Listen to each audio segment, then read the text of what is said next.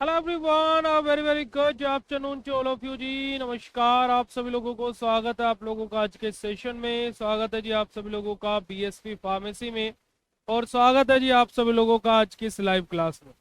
क्या हाल चाल भाई आप सभी लोगों के? आई होप सब लोग बहुत बढ़िया होंगे, बेहतरीन होंगे, एकदम मजे में होंगे जी। और आपकी फैमिली में भी सब लोग अच्छे होंगे और आप लोग अच्छे से अपना आज का दिन व्यतीत कर रहे होंगे।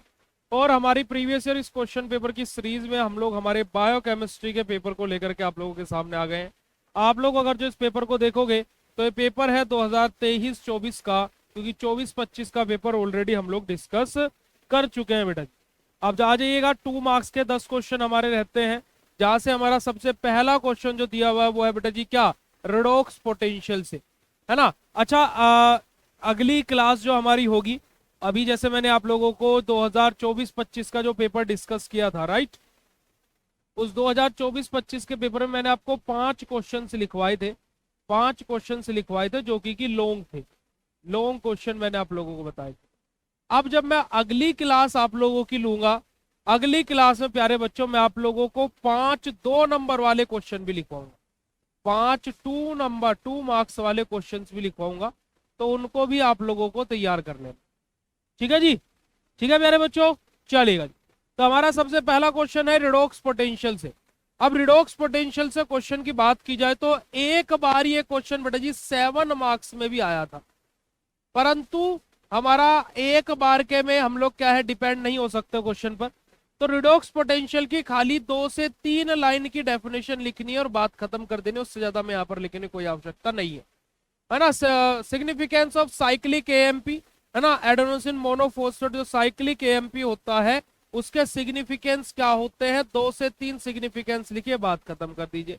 Compare between normal and diabetic glucose level, कि जो नॉर्मल ग्लूकोज लेवल होता है उसका और जो डायबिटिक ग्लूकोज लेवल होता है उनका, इन दोनों का हम लोगों को कंपैरिजन करना है ना। कंपैरिजन कैसे करेंगे? नॉर्मल जो ग्लूकोज लेवल रहता है उसके बारे में लिखेंगे, डायबिटिक ग्लूकोज लेवल रहता है उसके बारे में लिखेंगे। अदरवाइज आप लोग कंपैरिजन का टेबल बना करके भी लिख सकते हो एज यू विश। अगला क्वेश्चन है right problems associated with G6PD deficiency. हमारा सेकंड यूनिट से हमारा एक क्वेश्चन लिया गया है प्यारे बच्चों, सेकंड यूनिट कार्बोहाइड्रेट्स से हमारा एक क्वेश्चन लिया गया है। लगभग लास्ट लाइन में आपको ये क्वेश्चन देखने को मिलेगा। अगला क्वेश्चन बेटा जी हमारा हाइपर कोलेस्ट्रेमिया हमारा क्या होता है, 2024-25 के पेपर में भी ये क्वेश्चन था, यहां पर भी ये क्वेश्चन है। 5HT का क्या रोल रहता है हमारा, उसके बारे में हम लोगों को एक्सप्लेन करना है। एलोस्टेरिक एंजाइम हमारे क्या होते हैं, इसी वजह से मैंने जब लास्ट लेक्चर में आपको जब 2024-25 का मैंने आपको लिखवाया था, तो मैंने वहां पर आपको बोला था कि एंजाइम्स में जो कुछ भी है ना, वो सब कुछ आप लोग पढ़ लीजिएगा, क्योंकि 2 नंबर में और 7 नंबर में दोनों जगह एंजाइम से क्वेश्चन आ जाते हैं। ठीक है जी। प्रोटीन सिंथेसिस इनिबिटर, कि हमारे जो प्रोटीन सिंथेसिस इनिबिटर होते हैं वो कौन कौन से होते हैं, जैसे कि हमारा 2024-25 में क्वेश्चन पूछा गया था बेटा जी, एक हमारा क्या था कि एंजाइम्स इनिबिटर क्या होते हैं विद एग्जांपल एक्सप्लेन करना है। ऐसे हमारे प्रोटीन सिंथेसिस इनिबिटर क्या होते हैं उनको हमें एक्सप्लेन करना है ना। ट्रांसमिशन हमारा क्या होता है इसके बारे में बताना है, 2024-25 में भी ये क्वेश्चन आया हुआ है। और हमारा यूरिया साइकिल के क्या इंपोर्टेंस होते हैं प्यारे बच्चों, कि जैसे ग्लाइकोलाइसिस साइकिल के इंपोर्टेंस है, सिट्रिक एसिड साइकिल के इंपोर्टेंस है, तो यूरिया साइकिल का क्या इंपोर्टेंस है, तो 2 से 3 इंपोर्टेंस हम लोग लिखेंगे, बस बात यहीं पर ही खत्म कर देंगे। ज्यादा कुछ लफड़ेबाजी में, ज्यादा कुछ झपड़बाजी में, ज्यादा कुछ परेशानी में हम लोग 2 मार्क्स के क्वेश्चन में बिल्कुल भी नहीं आते हैं। जय श्री कृष्ण, राधे राधे बेटा जी, good afternoon, very very good afternoon, I love you too प्यारा बच्चा, आई लव यू टू बेटा जी। चलेगा, अब बात करते हैं हमारे 10 मार्क्स के क्वेश्चन के बारे में। तो पहला ही क्वेश्चन जो कि 2023-24 के पेपर में एक्सपेक्टेड रहता है, पर लेकिन ये आ ही गया था। ज्यादातर ऐसा क्वेश्चन 7 मार्क्स में देखने को मिलता है, पर लेकिन what do you know about the chemical nature of carbohydrate, write the biological role of carbohydrate. क्या हमारा केमिकल नेचर ऑफ कार्बोहाइड्रेट के बारे में आप क्या जानते हैं, और बायोलॉजिकल रोल ऑफ कार्बोहाइड्रेट क्या होता है। तो अब देखिए 10 नंबर वाले क्वेश्चनों की खासियत यही होती है कि forgot what was the question, इसको भूल जाइए। हमने देखा कार्बोहाइड्रेट पूछा गया है, कार्बोहाइड्रेट तो जो भी कार्बोहाइड्रेट्स के बारे में पढ़ा है लिख डालिए। मतलब नहीं है केमिकल नेचर से, मतलब नहीं है बायोलॉजिकल रोल से, है ना। Chemical nature biological role automatically वहां पर आ जाएंगे, क्योंकि जब हम पूरा कार्बोहाइड्रेट एक्सप्लेन करने के लिए बैठेंगे। ठीक है जी।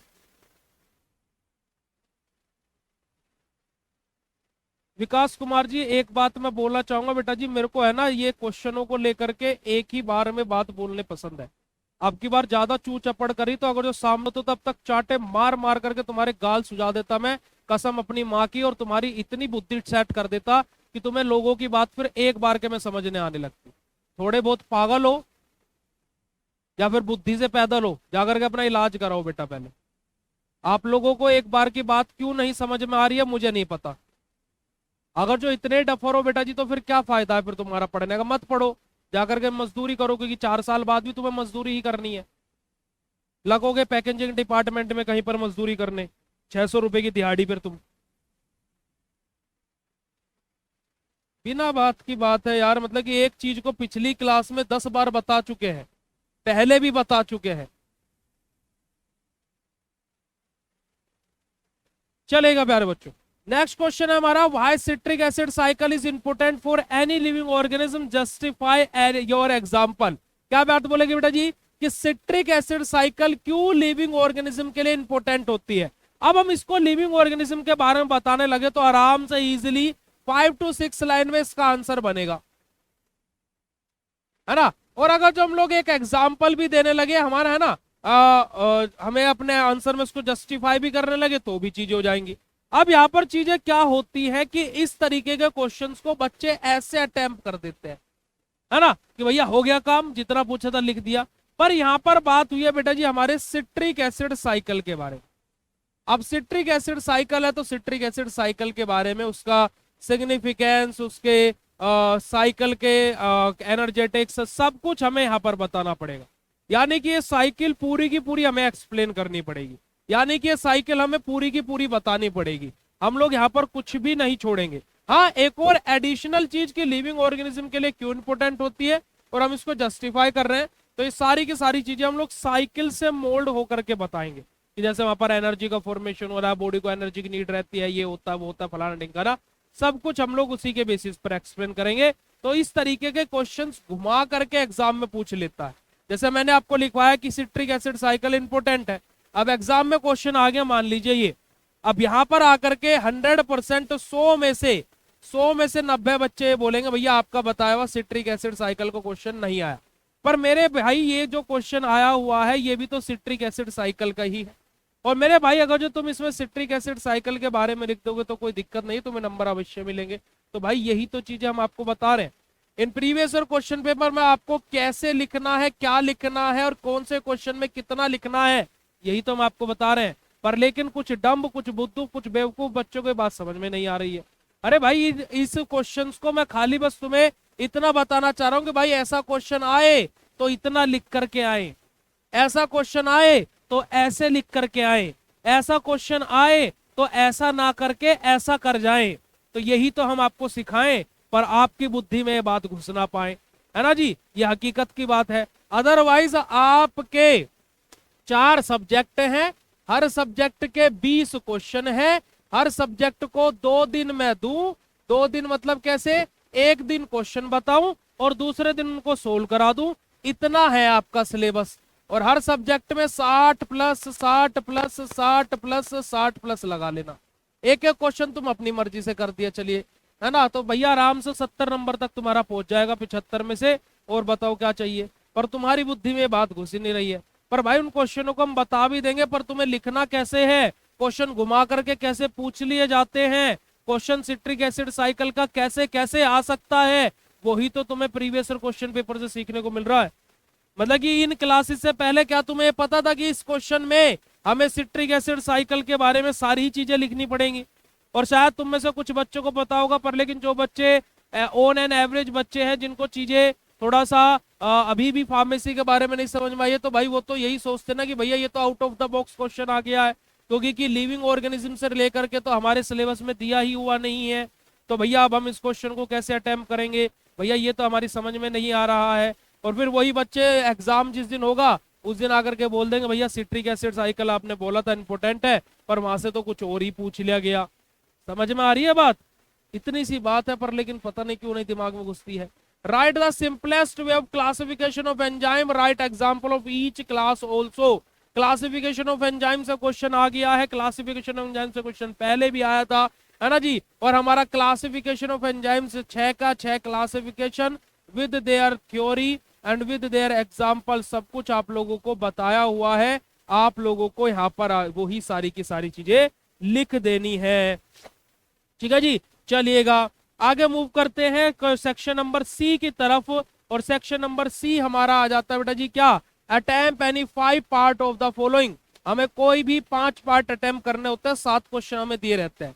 पहला question, ATP is biological significance molecule की, why ATP is biologically significance molecule हमारा होता है कि एटीपी यानी कि एडेनोसिन ट्राइफॉस्फेट के बारे में हमें यहाँ पर पूरा लिखना पड़ेगा।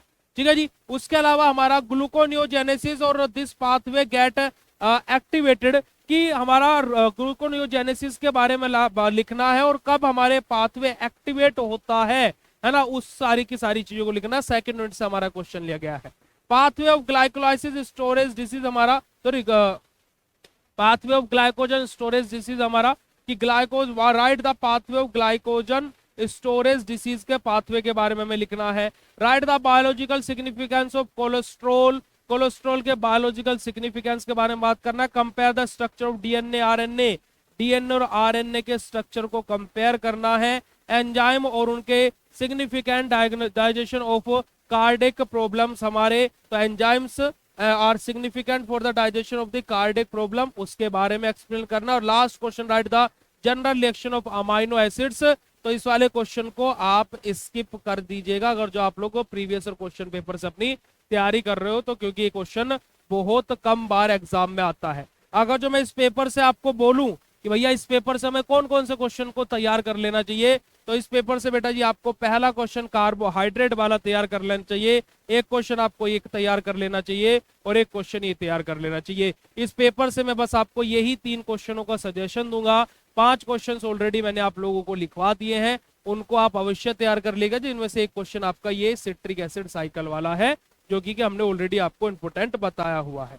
और ये आप लोगों का बेटा जी 2023-24 का प्रीवियस ईयर क्वेश्चन पेपर है, जो कि यहाँ पर हमने आप लोगों को बता दिया। ठीक है जी, ठीक है जी, चलेगा।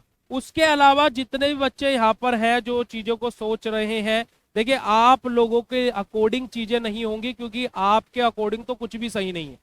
चीजें यहाँ पर हमारे अकॉर्डिंग होगी और मुझे पता है कि आपके लिए कौन सी चीज सही है और कौन सी चीज गलत है। ठीक है जी। उसके अलावा आप लोगों को कुछ कंटेंट आपके कोर्स के अंदर आज कुछ लेक्चर्स अपलोड होंगे, आपके पास होना तो ओपन करो उसी फोल्डर के अंदर, तो आप उस लेक्चर्स को जरूर देख लीजिएगा और उन लेक्चर्स को ही बस पढ़िए। उसके अलावा और कुछ भी पढ़ने की जरूरत नहीं है। ज्यादा लफड़ेबाजी में मत पढ़ो, ज्यादा इधर उधर की चीजें मत सोचो, ज्यादा एक्स्ट्रा ऑर्डिनरी मत बनो, ज्यादा स्मार्ट मत बनो, वरना तुम्हारे जैसों की बैक आती फिरती है, मैंने देखा है। जैसा हम बोल रहे हैं बस वैसा कर लो, उससे ज्यादा कि ये भी दे दो, ये भी दे दो, ये भी दे दो, सब कुछ दे देंगे, पढ़ लोगे क्या? बता दो मुझे, कितने लेक्चर देख लिए तुमने अब तक, मुझे बता दो। नहीं देखे होंगे तुम लोगों ने, तो प्लीज थिंक अबाउट डेट और ज्यादा लफड़ेबाजी में मत पड़िए। ठीक है जी, चलिएगा। तो आज के सेशन को हम लोग यहीं पर ही एंड करते हैं। नेक्स्ट क्लास में हम लोग हमारे ऑर्गेनिक केमिस्ट्री के महा इंपोर्टेंट क्वेश्चंस को देखेंगे। ठीक है जी, तो आप लोग उसको भी जरूर से जरूर देख लीजिएगा। ओके, तो महा इंपोर्टेंट क्वेश्चन आपके ऑर्गेनिक केमिस्ट्री का आप लोगों को आज मिलने वाले हैं, तो तैयार रहिए। ओके बेटा जी, thank you so much for joining this session. Bye bye everyone, good night to all of you. जाकर के सो जाओ, सोना है तो, अदरवाइज अपनी पढ़ाई कंटिन्यू रखिए। Love you all, thank you so much, शुक्रिया, नमस्कार, जय हिंद बेटा।